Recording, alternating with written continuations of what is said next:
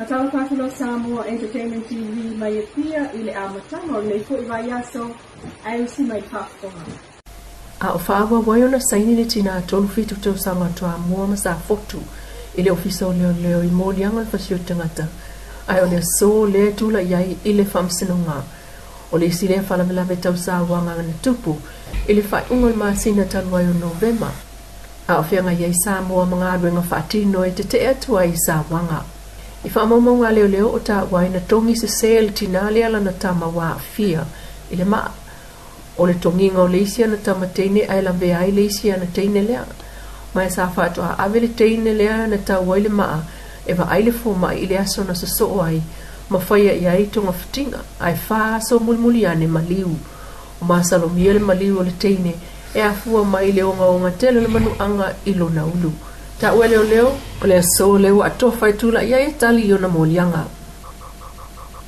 O le awhea ai mo le taimi mua mua le meli po le cruise ship mai Europa le Norwegian Spirits ia Samoa i le solulu o le vai Sene.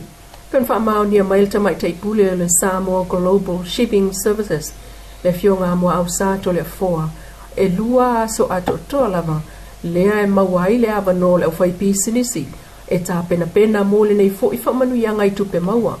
E le ngata o whale loa o loa si atoa, whale tali malo, whale ainga o pāpia, o le au whai o loa Samoa, ta avale lau pāsese pe o taxi, ai o le maketi i fua o whaatoanga, ai maise o fuala au whai sua, ma tau ma whamata, ai o fuala au sua malie. Sau no le fionga mua au sa, o le lua i le o waa, ua mātou au maia e tau nuku wha au uli mai, mai o ese le pongi sa mana ia i tele ai tupe maua. O ia le wha moe fua i le tala le tau, o le sutasi i taia o le solulu nei. O le awhai ma tala wha solpito le waa leo le Norwegian Spirits. Le aso sulfao te se malua onua lua.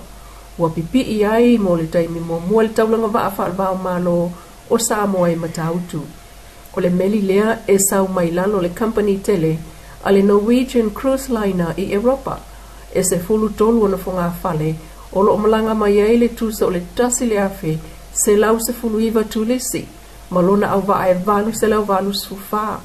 O lo folau mai bora bora, falani polensia, taunu mai Samoa le sultasi le taia o le solulu, matoe alu ese tua i le valu i le po. O le fautuanga masani lava a le Samoa Global Shipping Services, mo tātou tangata fai o loa wha atau, wha o ngal nei fo ia manoa ia lava o loa, e pe o niu, ai o tau mawhai masani o na whaatau, e vaalau pāsese nei, e pe o fuala au sua malie, e iai whaipula. Moli mawina i le vaatalu ai sa tele le mana umia, o loa tau mawhamata ma fuala au pe tai, e la mwhai o na whaamliaina le nā mana o ngai vaa nei, talue le o lava o loa o ta uailunga i le maketi. Ai o le malanga mai e le vaal nei, e se malava atunu o tulisi, o lo o ti e mai ai, o la tau fili Samoa pe on sao nomo au sai au fiai tangata no New Zealand, Australia ai o le tele lava le pasese o le atu Europa o le Samoa Global Shipping Services i vai tele elena o le au mainga o meli la pasese lana au nanga o la tau au mai foi fa momoli mauta mai isi etno o le asolusu fitu lava o le masina nei te sema e malanga mai ele au la kapia le toa Samoa. Ele ngata ina whaino whala wai tele sui o le pulenga o le toa Samoa i lunga o le leiteo polensial vai asa toluai.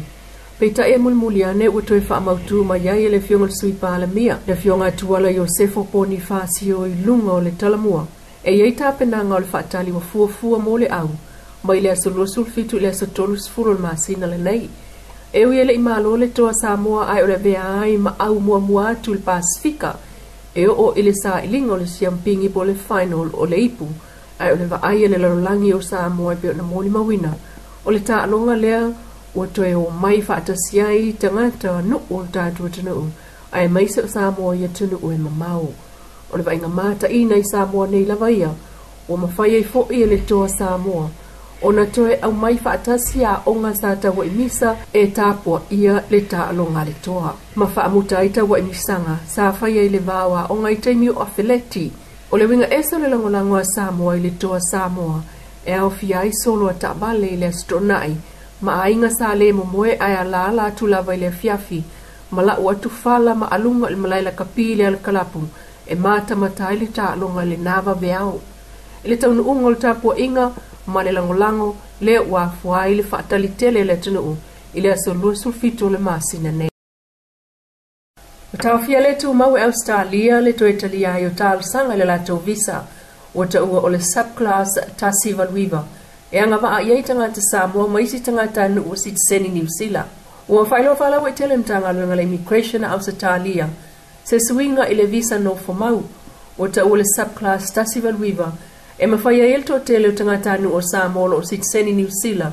Wa ua malanga atu maui Australia ona apalai ilea visa no fomau. O yenga masani o le visa ya o fia ile umi na la il tangata i tono Australia le au whainga o se tutongi po tupe maua whaaltau sangal le income stream ma le tulanga le leil soifua maloloina o le health. I wha maungan tanga nuenga o lo whailo ai o le asa se fulo te sema le masina le nei. Na tau fia le tu ma waile swinga ina ia ilo ai le tele o tal sanga o whaato ai le mtanga nuenga ai le i whaia iaini whai unga po backlog. O stasio vaenga tau o nei swinga, e tu uawa no ai fo i isa whiutanga inga sa tau sangaina el Palmia New Zealand, Jacinta Ardern, e le whainga malo fo le Labour, na manu malo mail filfilinga whainga palo ta Australia talwai, ina ia mawhai ai o na maua sitiseni Australia o tangata nu o New Zealand, o le to tele o tangata Samoa o whai malangatu i Australia, whainga ruenga, to tongi la fonga mau mawai. O le wha mo le whiutanga inga wha whianga inga wha wao malo po le bilateral talk. I le wao pale mia o malo e lua, New Zealand ma Australia. Ina ia o atu le aso sutolo a perilo le tausanga whaulua ono tolu. Ua wha amau wha ailonga ina lea whianga inga whau. O le ato o tele tangatanu o Samoa. O au mawai Australia. O le amanui ai i tūlangai pei mua. O le nofo sa oloto ai o ia o se sitiseni Australia. Lua. Mawhaiona whainga ruenga i mtanga ruenga le malo, tolu. Mawhaiona maua benefiti, pepa eva ai fuai, fua mai whalmai pole Medicare.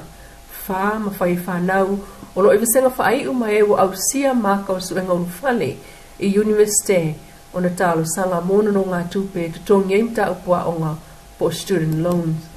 5. Whainga tai o na toe tipoti mai i New Zealand po Samoa, nisi o alu wha amau nia ni soli ngā tula fono, e o vatu ma le sulua masina, e nofo salai fal pui, ma le lona ono, ai maise, le saolo tonga e whiarua i ailtus flau Australia, i le tele o atunu o laulangi au noa ma le toe apalaina o se visa. Lo Samoa Entertainment TV mai e pia mas wha o kuponga o nā tamua, i aso atai au le alofo le tua ai wha soi fuai.